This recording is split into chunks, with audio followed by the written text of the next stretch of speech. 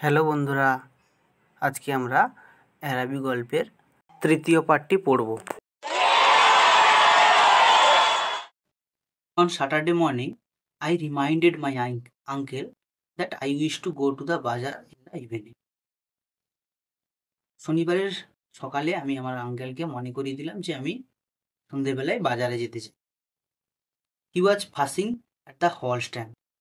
তিনি মনোযোগ সহকারে হল স্ট্যান্ডে খুঁজছিলেন।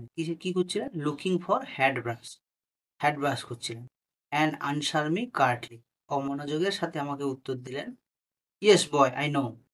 As he was in the hall, I could not go into the front parlour and lie at the window. যেহেতু তিনি হলের মধ্যে ছিলেন, তো আমি ফন্ট পার্লারে যেতে পারলাম। অ্যান্ড কোথায় শুয়ে গেলাম? জানালার পাশে শুয়ে গেলাম। I felt the house in a bad humour and walks slowly towards the school. আমার ঘরে আর ভালো লাগলো না। আমি কোথায় চলে গেলাম? স্কুলে আস্তে আস্তে চলে গেলাম। The year was pitilessly raw and already my heart misgave me. চারিদিকের বাতাস বিষাদময় লাগছিল এবং আমার মনটাও বিষাদে ভরে উঠল। When I came home to dinner, my uncle had not yet been home. যখন আমি সন্ধ্যেবেলা রাতে ডিনার করতে এলাম, দেখি আমার আঙ্কেল তখনও আসেনি। স্টিল ইট ওয়াজ আর্লি, যদিও এটা খুব তাড়াতাড়ি ছিল। I sat staring at the clock for some time. আমি ঘড়ির দিয়ে তাকিয়ে কিছু সময় কাটালাম। When its ticking begin to irritate me, যখন এর টিক টিক টিক টিক টিক শব্দ আমাকে বিরক্ত করতে লাগলো, আই লেফট দ্য রুম। আমি ঘর ছেড়ে উপরে চলে গেলাম। I mounted the staircase, আমি সিঁড়ি চড়ে উপরে গেলাম। And gain the upper part of the house, উপরে ঘরের উপরের অংশে চলে গেলাম। The high cold empty gloomy rooms liberated me. উঁচু অংশে ঠান্ডা এবং খালি একাকী রুমে আমার স্বাধীন বোধ হতে লাগলো।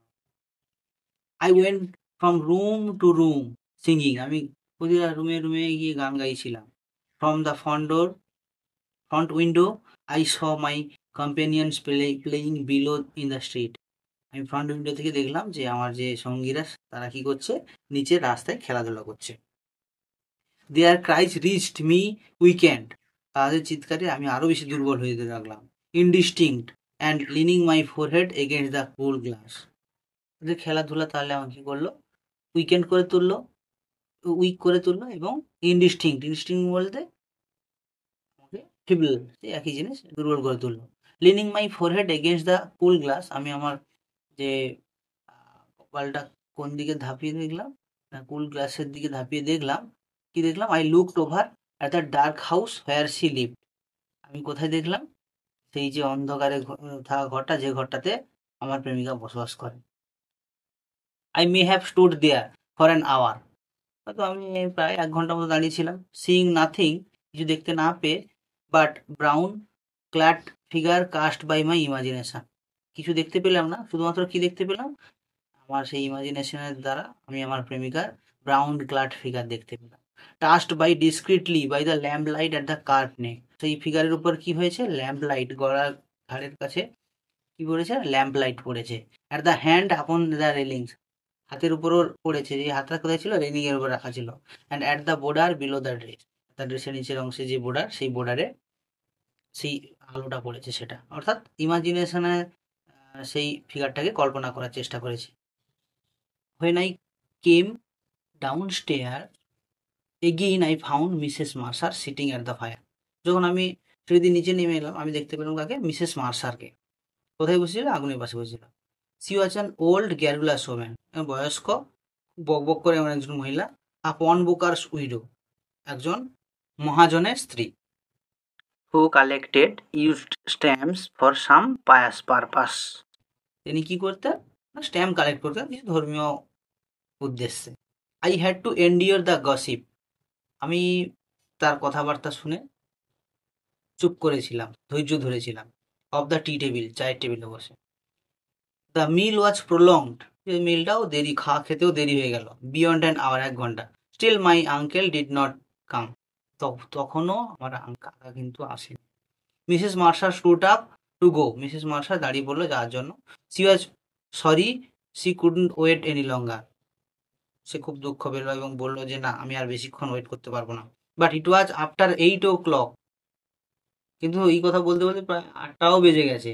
C did not like to be out late, সে এরপরে আর বেশিক্ষণ রাতে বাইরে থাকতে চায় না।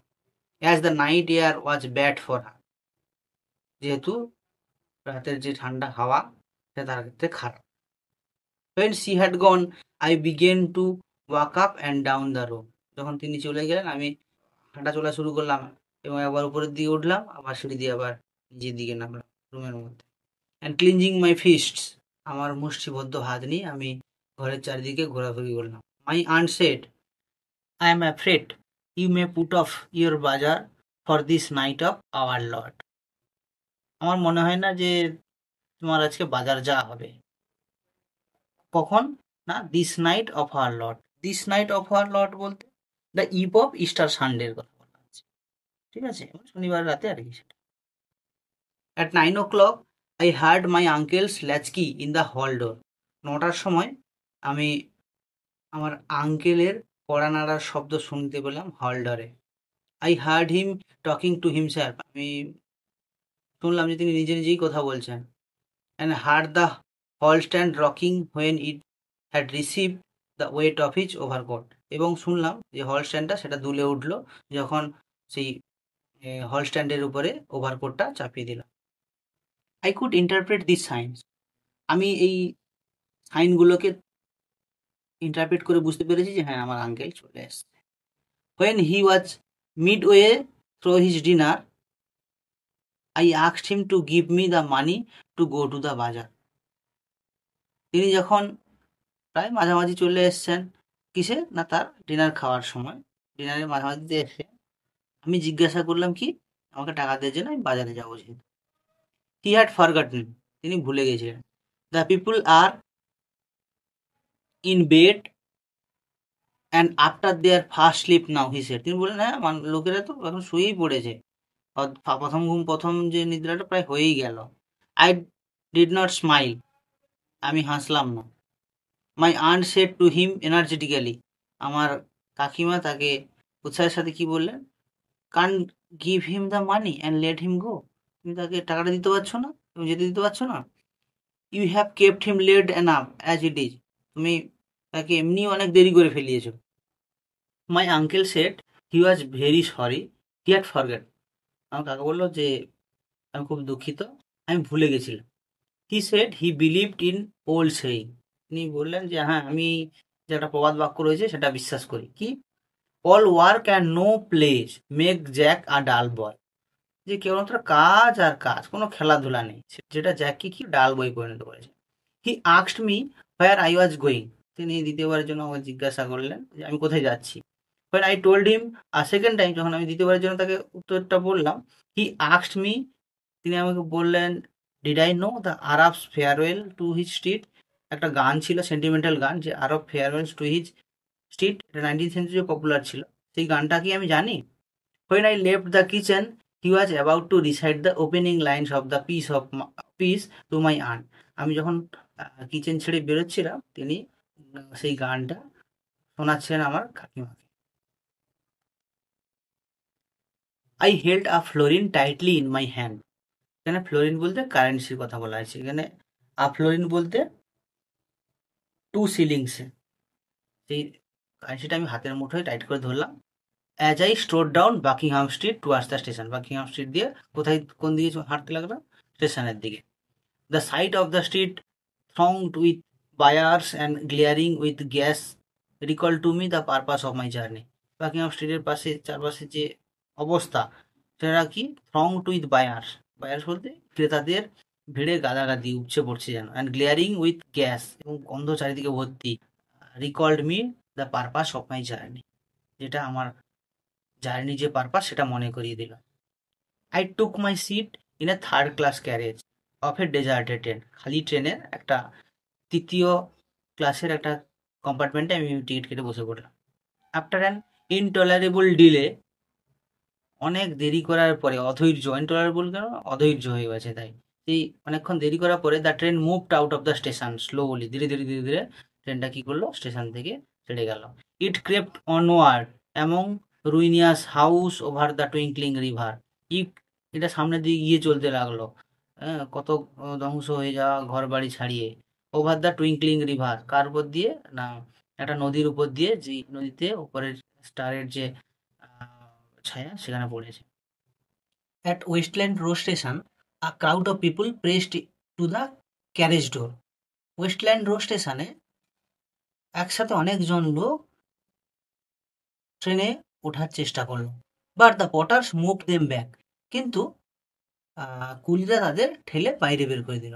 Saying that it was a special train for the বাজার, কি বললো যে এটা বাজারের জন্য স্পেশাল ট্রেন, এই বলে তাদের ঠেলে নামিয়ে দিল। I remained alone in the bare carriages, আমি ওই বগির মধ্যে একাই থাকলাম। In a few minutes the train drew up beside a improvised wooden platform, কিছু সময়ের মধ্যে ট্রেনটা কোথায় এসে দাঁড়ালো, একটা কাঠের তৈরি প্ল্যাটফর্মে এসে দাঁড়ালো। I passed out on to the road, আমি তাহলে রোডের পাশ দিয়ে রোডে নেমে চলে গেলাম।